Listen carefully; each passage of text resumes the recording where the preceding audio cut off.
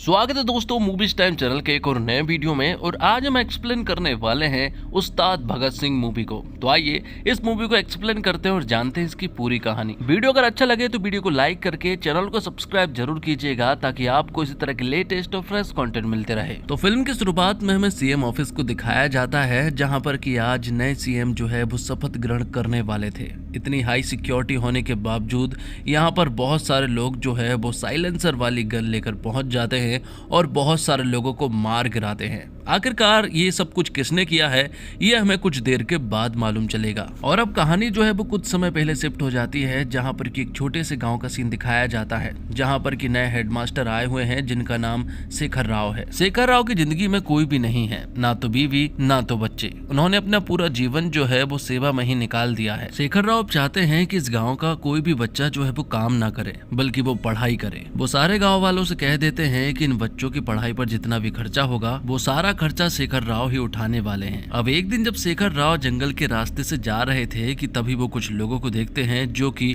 हाथी पर काबू कर रहे थे। वो उसे मारना चाहते थे और फिर उसे बेचना भी, लेकिन वो लोग शेखर राव की बात नहीं मानते बल्कि वो शेखर राव को ही बुरी तरह से पीटने लगे थे कि तभी यहाँ पर एक छोटा सा लड़का आता है और वो उन सारे बंदों को मजा चखा देता है। इस तरह से शेखर राव की मुलाकात उस छोटे से बच्चे से होती है। शेखर राव उसके बारे में पता करते हैं तो मालूम चलता है कि इसका कोई नाम नहीं है, मतलब कि असली नाम तो नहीं है और ना ही उसके माता पिता है। इसलिए शेखर राव चाहते हैं कि अब ये स्कूल में पढ़े और माता पिता की जगह पर शेखर राव खुद का नाम लिखवा देते हैं। तो आगे हम देखते हैं कि वो छोटा सा बच्चा स्कूल में पढ़ने लगा था। वो काफी होशियार था, लेकिन तभी उसने एक घटना घटते हुए देखी और वो यहाँ के एक आदमी को बुरी तरह से पीट देता है, क्योंकि उस बंदे ने खाने बनाने वाली औरत को छेड़ दिया था और उसके साथ वो बदतमीजी भी कर रहा था। इसे देखते हुए उस बच्चे ने उस बंदे को बुरी तरह से पीटा, लेकिन जब ये बात शेखर राव को मालूम चली तो शेखर राव यहाँ उस बच्चे पर गुस्सा होते हैं। लेकिन उस बच्चे ने शेखर राव को बताया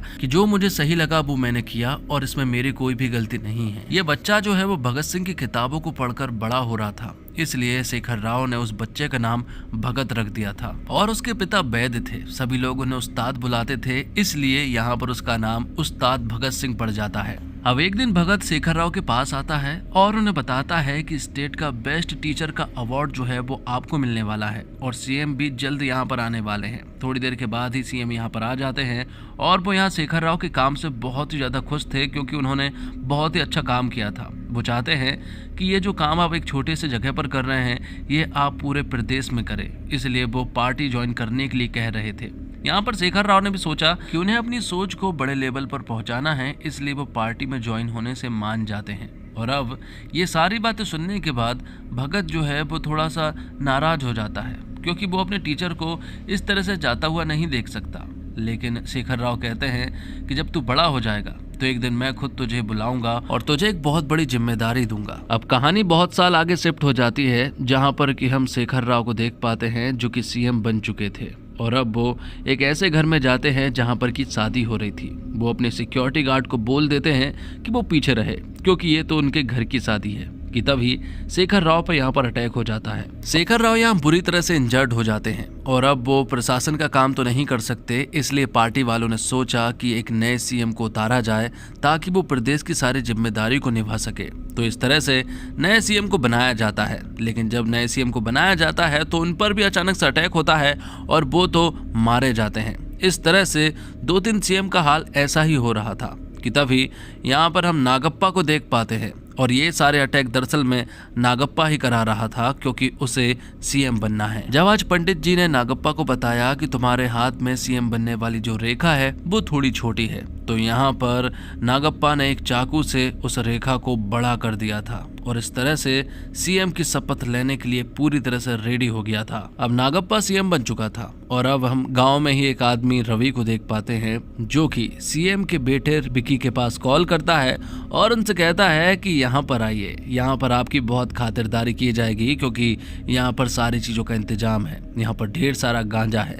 तो यहाँ पर विकी जो है वो अपने बहुत सारे दोस्तों को लेकर उस गांव में पहुंच जाता है, जहाँ पर कि रवि उनका स्वागत करता है। साथ ही रवि यहाँ उन्हें अपनी प्रॉब्लम के बारे में बताता है कि हम एक बहुत बड़ी प्रॉब्लम में हैं। इस एरिया के सीआई ने हमारा 25 टन गांजा जो है वो जब्त कर लिया है और सीआई रिश्वत से भी नहीं मान रहा है क्योंकि वो ईमानदार है। इसलिए विकी जो है वो तुरंत ही पुलिस स्टेशन जाता है, जहाँ पर कि वो सीआई से मिलता है। तब सीआई की पत्नी और बेटी भी यहाँ पर आए हुए थे। यहाँ पर विकी जो है वो सीआई के साथ बहुत ही बुरा करता है। वो उसकी फैमिली के सामने ही उसके सारे कपड़े उतार देता है। और फिर हम देखते हैं उस्ताद भगत सिंह को, जो कि यहाँ पर आता है और आते ही इन लोगों को बहुत ही बेरहमी से मारने लगता है। और भगत सिंह ने यहाँ पर विकी को मारा नहीं था, बल्कि उसने उसे अपने कब्जे में कर लिया था। तो भगत तो इसी गांव में रहता है और तभी यहाँ पर शर्मा जी आते हैं, जो कि भगत को एक काम देते हैं। वो कहते हैं कि फौरन से उनका एक दोस्त आ रहा है जिसकी बेटी की शादी है और उस लड़की को जंगल घुमाना है क्योंकि उसे थेरेपी की जरूरत है। भगत तो इसके लिए मना कर रहा था, लेकिन बाद में वो मान जाता है। जिसके बाद हम देखते हैं कि फौरन से जो पूरी फैमिली आई हुई है वो यहाँ पर आकर भगत से मिलती है और भगत देखता है कि उनकी फैमिली तो बहुत बड़ी है। मालूम चलता है कि छोटी बेटी की शादी है और बड़ी बेटी जिसका नाम श्लोका है, उसका हाल ही में दिल टूटा है और वो अभी तक मूव ऑन नहीं कर पाई है। इसलिए वो जंगल में थेरेपी लेने के लिए आई है ताकि वो मूव ऑन कर सके। साथ ही वो अपने साथ एक डॉक्टर को भी लेकर आई थी जो कि उनकी मदद कर सके, लेकिन वो डॉक्टर थोड़ा सा पागल किस्म का आदमी है, उसे ज्यादा नॉलेज है नहीं और उस्ताद भगत सिंह बस उनकी बातें सुनता जा रहा था। आगे हम देखते हैं कि रवि गायब था और अब सीएम का यहाँ रवि के पास कॉल आता है और वो उसे विकी के बारे में पूछते हैं। लेकिन रवि बताता है कि विकी तो उसके पास आया था, लेकिन वो तो सीआई के पास गांजा लेने के लिए चला गया, उसके बाद उसका कोई भी अता पता नहीं है।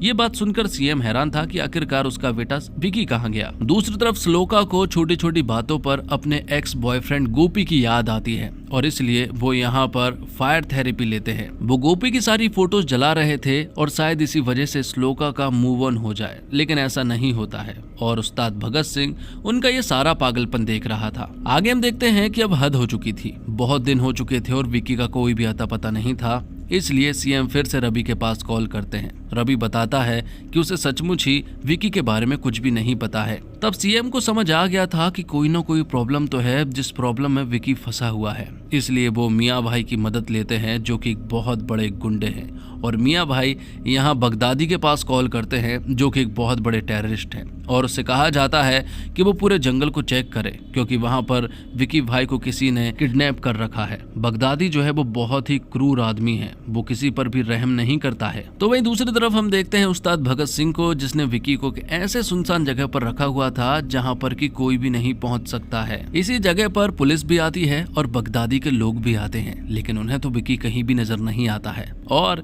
यहाँ उस्ताद भगत सिंह जो है वो श्लोका के एंटरटेनमेंट में लगा हुआ था। अब बगदादी अपने स्पेशलिस्ट को उस जगह पर भेजता है ताकि वो विकी के बारे में पता कर सके। बगदादी को फिरोज से बहुत उम्मीद है क्योंकि फिरोज ने उसे कभी भी निराश नहीं किया है। आगे हम देखते हैं कि श्लोका जो है वो वाटर थेरेपी लेने के लिए आई थी, लेकिन अब उस्ताद भगत सिंह का दिमाग खराब हो रहा था क्योंकि ये सारी चीजें बहुत दिन से चली आ रही है।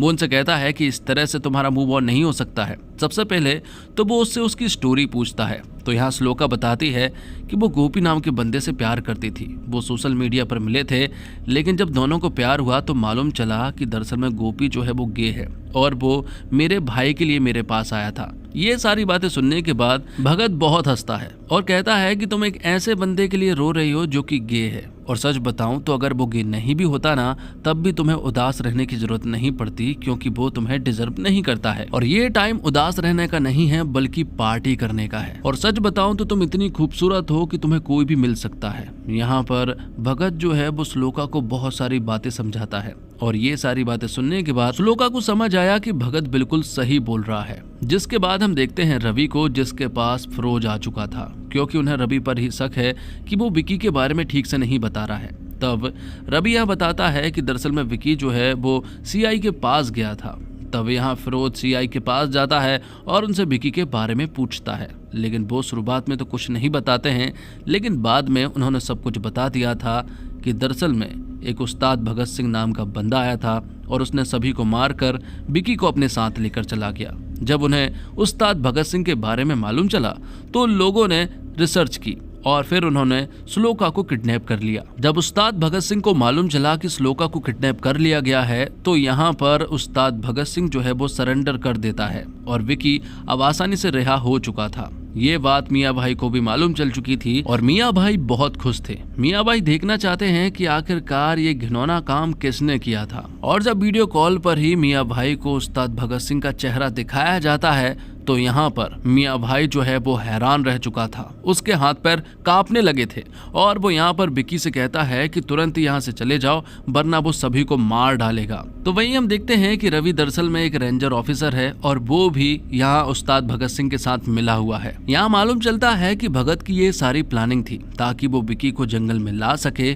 और तो और बगदादी के लोगों को भी। और अब वो चाहता है कि बगदादी खुद यहाँ पर आ जाए, लेकिन उससे पहले भगत यहाँ पर उन सभी लोगों को बहुत ही बेरहमी से मारता है और विकी और फिरोज को बंदी बना लिया जाता है। विकी और फिरोज जानना चाहते हैं कि आखिरकार उस्ताद भगत सिंह ये सारी चीजें कर क्यों रहा है। दूसरी तरफ ये सारी चीजें श्लोका भी जानना चाहती है कि आखिरकार ये सब कुछ हो क्या रहा है। तब यहाँ पर रवि कहानी सुनाता है और एक तरफ उस्ताद भगत सिंह। तो कुछ साल पहले की बात है जब एक रथ यात्रा निकल रही थी, लेकिन तभी यहाँ पर कुछ गुंडे आ गए। वो इस रथ यात्रा के लिए रुकावट बनना चाहते थे और तो और वो लोगों को बहुत ही बुरी तरह से मार भी रहे थे कि तभी यहाँ एंट्री होती है उस्ताद भगत सिंह की, जो आते ही उन लोगों को बुरी तरह से पीटता नहीं है बल्कि उन लोगों को वो मार डालता है। आगे जब भगत सिंह को मालूम चला कि ये सारे गुंडे दरअसल में नागप्पा ने भेजे हैं तो अब उस्ताद भगत सिंह तुरंत ही नागप्पा के घर जाता है और उसे वार्निंग देकर आता है कि अगली बार अगर ये सारी चीजें की तो मैं तुझे जान से मार दूंगा।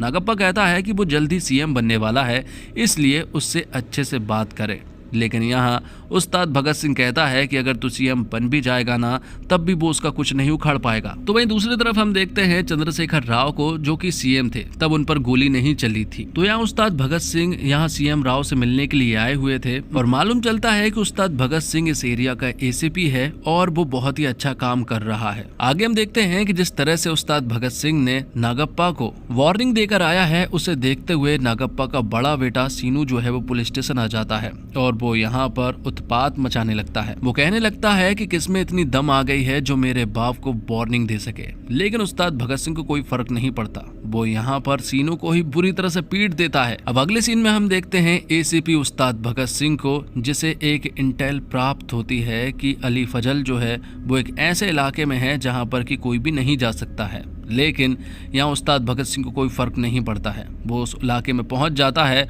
जहाँ पर कि बहुत सारे लोग मौजूद थे और पहली बार मियाँ भाई और भगत सिंह का आमना सामना हुआ था। यहाँ पर भगत कहता है कि मुझे सिर्फ और सिर्फ अली फजल चाहिए है, मुझे तुम लोगों से कोई भी मतलब नहीं है। लेकिन मियाँ भाई कहता है कि अली फजल जो है वो अभी हमारे साथ है, वो हमारा दोस्त है, इसलिए तुम अभी उसका कुछ भी नहीं बिगाड़ सकते हो। तब भगत यहाँ के बहुत सारे लोगों को बहुत ही बुरी तरह से पीटता है और तो और मियाँ भाई को भी शूट कर देता है। ये देखकर मियाँ भाई के लोग जो है वो हैरान रह चुके थे, क्योंकि उन्होंने बिल्कुल भी नहीं सोचा था कि वो मियाँ भाई को इस तरह से गोली मार देगा। और अब वो कहता है कि मुझसे पंगा लेने की कोई ज़रूरत नहीं है और अब वो अली फजल को अपने साथ ले जाता है।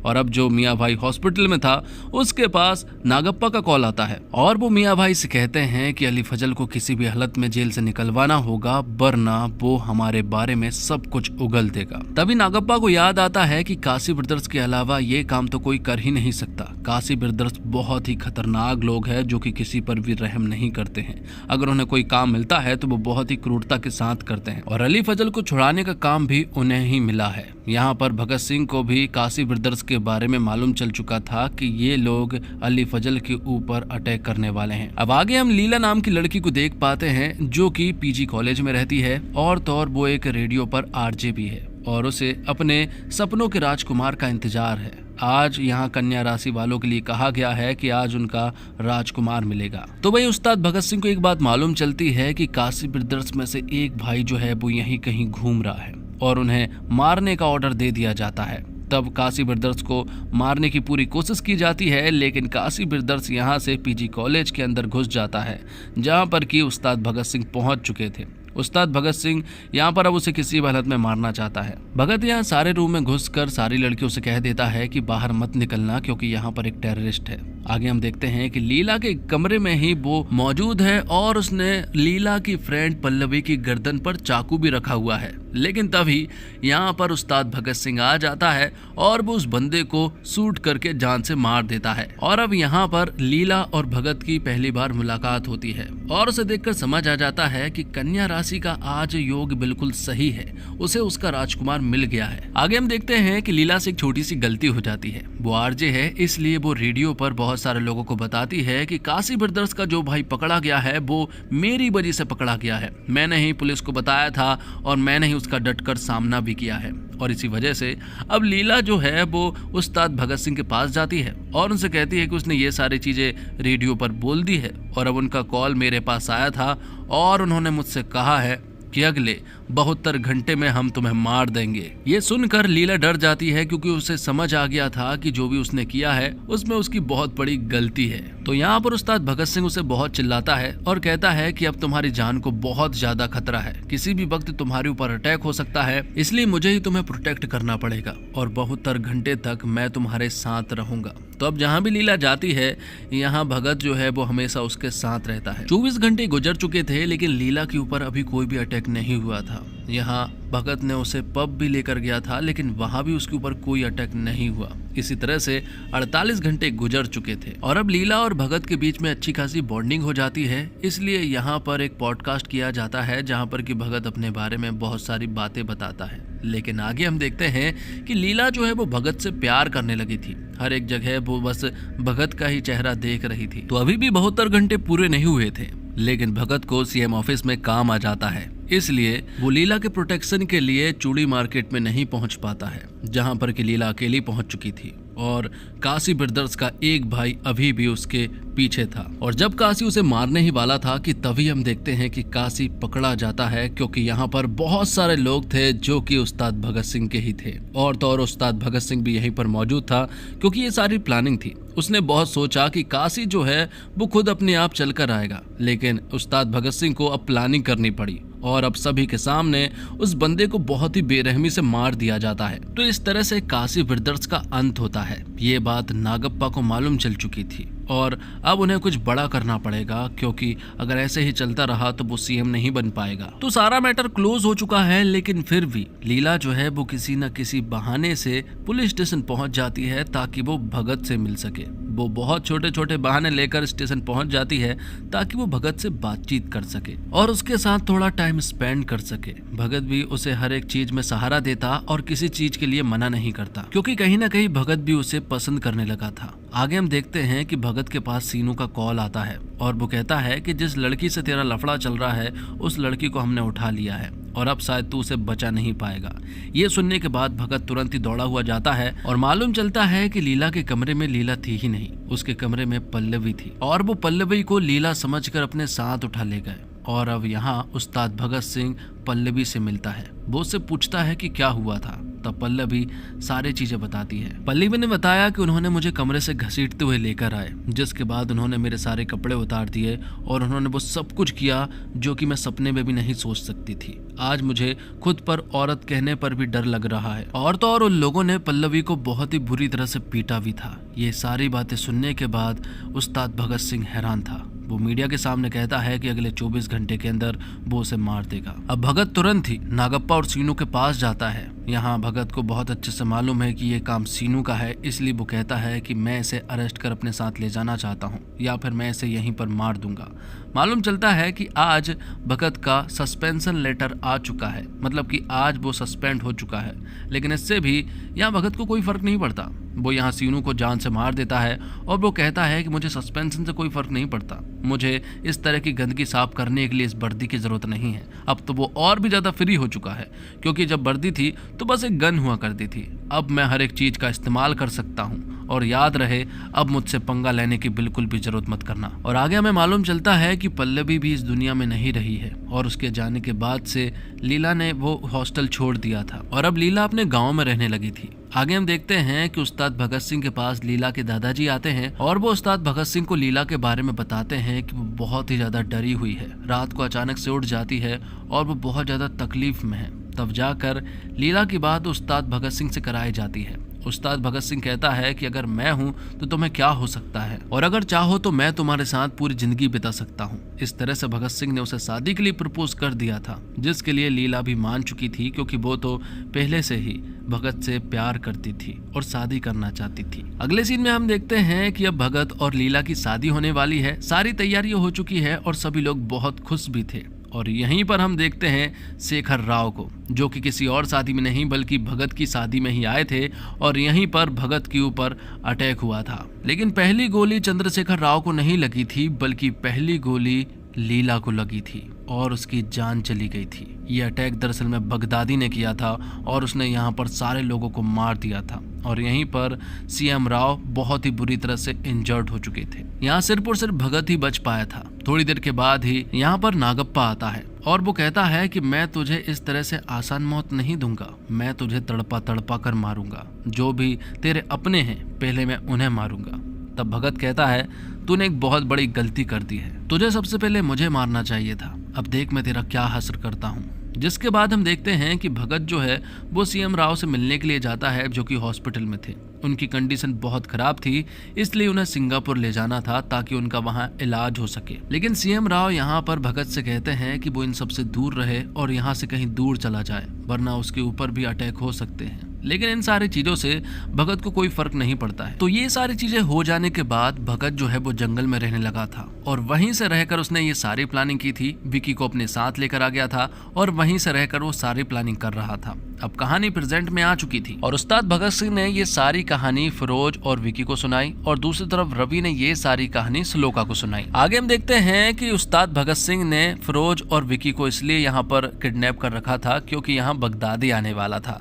बगदादी यहाँ पर आ जाता है और वो कहता है कि मुझे तुझे पहले ही मार देना चाहिए था, लेकिन अब मैं तुझे मार दूंगा। तब उस्ताद भगत सिंह उससे कहता है कि तू यहाँ पर आया नहीं गया है, बल्कि तुझे लाया गया है। और यहाँ हम देखते हैं कि सीएम ऑफिस में आज नागप्पा जो है वो सीएम पद पर शपथ ग्रहण करने वाला था, लेकिन यहीं पर बहुत सारे एमएलए को मार दिया गया था। लेकिन ये एमएलए दरअसल में सीएम राव के नहीं थे, बल्कि नागप्पा के थे और इन सारे लोगों को मारने वाले उस्ताद भगत सिंह के ही लोग थे। और अब यहाँ हमें मालूम चलता है कि जो फिरोज है ना, दरअसल में वो एक आईपीएस ऑफिसर है और वो भी उस्ताद भगत सिंह के साथ मिला हुआ है। वो यहाँ पर इन सभी लोगों को बहुत ही बुरी तरह से मार रहे थे क्योंकि ये सारी उन्होंने प्लानिंग की थी ताकि वो बगदादी को यहाँ पर ला सके और उसे बुरी तरह से मार सके। अब यहाँ से उस्ताद भगत सिंह डायरेक्ट नागप्पा के पास जाते हैं और उससे कहते हैं कि सब कुछ खत्म हो चुका है, तुझे बहुत अच्छे से मालूम होगा, मतलब कि अब तू कोई नहीं है। भगत उससे कहता है कि सुसाइड करना ही एक बहुत अच्छा ऑप्शन है, वरना जिंदगी भर जेल में चक्की पीसनी पड़ेगी। तब यहाँ नागप्पा ने सुसाइड कर लिया था। आगे हम देखते हैं कि भगत जो है वो सीएम राव के पास जाता है क्योंकि अब सीएम राव जो है वो बिल्कुल ठीक हो चुके थे। लेकिन सीएम राव कहते हैं कि अब सब कुछ बदलने का टाइम आ चुका है, अब मैं चाहता हूँ कि तू सिर्फ पुलिस स्टेशन तक सीमित ना रहे, बल्कि तू पूरे प्रदेश को संभाले। मैंने तुझसे वादा किया था कि मैं एक दिन तुझे यहाँ पर जरूर बुलाऊंगा और मैं तुझे एक बहुत बड़ी जिम्मेदारी सौंपूंगा। मतलब कि सीएम राव जो है वो भगत को एक बहुत बड़ी जिम्मेदारी देने वाले थे और वो जिम्मेदारी दरअसल में सीएम का पद था। और इसी के साथ ये वीडियो यहीं पर समाप्त होती है। उम्मीद करता हूँ दोस्तों आपको वीडियो पसंद आई होगी। वीडियो पसंद आई हो तो वीडियो को लाइक करके चैनल को सब्सक्राइब जरूर कीजिएगा ताकि आपको इसी तरह के लेटेस्ट और फ्रेश कंटेंट मिलते रहे। मिलते हैं और कमाल की वीडियो के साथ, तब तक के लिए आप हमारे चैनल के साथ बने रहिए। धन्यवाद। जय हिंद, जय भारत, जय श्री राम।